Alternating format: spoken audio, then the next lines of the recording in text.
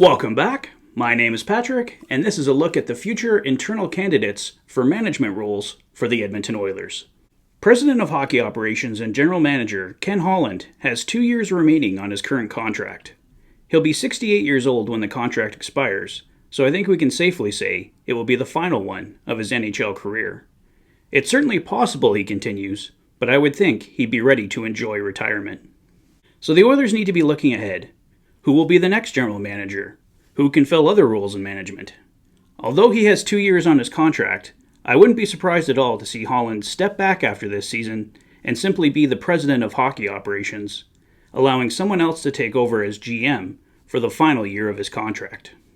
If this past season hadn't turned around like it did, I originally thought a transition could have happened as early as this summer.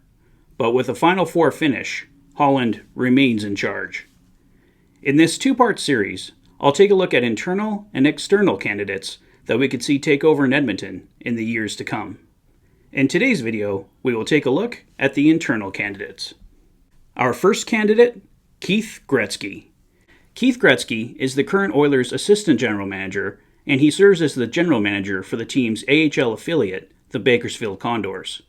Keith also served briefly as interim general manager following the firing of Peter Chiarelli.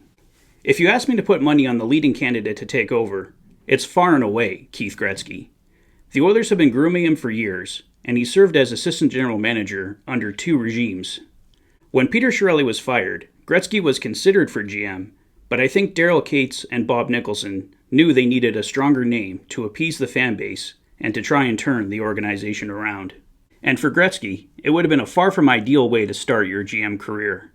I'm sure he would have embraced it, but a transition where the waters are calm is best for all involved. Under Keith Gretzky, the Bakersfield Condors have thrived. The team is winning, the Oilers prospects are developing into NHL players, and Jay Woodcroft has worked his way up to head coach of the Edmonton Oilers.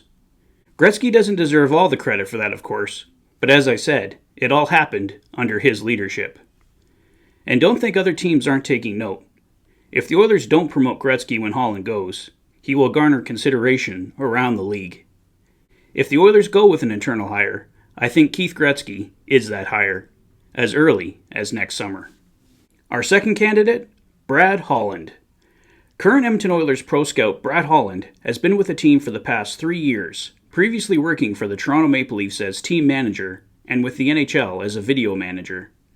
Brad Holland deserves a ton of credit for the Oilers landing Zach Hyman last summer. He pushed for the signing and formed a bond with Hyman in their time together in Toronto. Brad Holland is the son of Ken Holland, but he's put the time in and worked his way up all on his own. Brad is a strong believer in analytics and has helped make it more of a focus for the organization. It would be a pretty big leap to see Brad Holland jump up to the role of general manager, but what I could see is Keith Gretzky taking over and perhaps Brad Holland landing the role of assistant general manager. Either way, you just get the feeling that management is Holland's aspiration, and he's doing the right things and showing he has the tools to one day be considered for a role. Maybe it won't be at the highest levels, but I can see Holland moving into some sort of management role for the Oilers in the near future.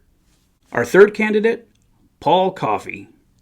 I don't think Paul Coffey is going to jump into a major leadership role for the Oilers, but according to Elliot Friedman of Sportsnet, Coffey is going to be getting some sort of role with the Oilers this summer. Coffey is of course a former Oiler and had a long and successful NHL career. He's been around the team on and off for the past few years, primarily serving as a consultant and skills development coach. It's believed that Oilers owner Daryl Katz is a big fan of Coffey and values his input. Anyone who has the ear of the owner has the potential to have a lot of say and power. At the end of the day, Coffey may just end up with a simple title of advisor or something to that effect, but depending on his aspirations, it has the potential to be something bigger. This concludes my look at the internal candidates for Edmonton Oilers management.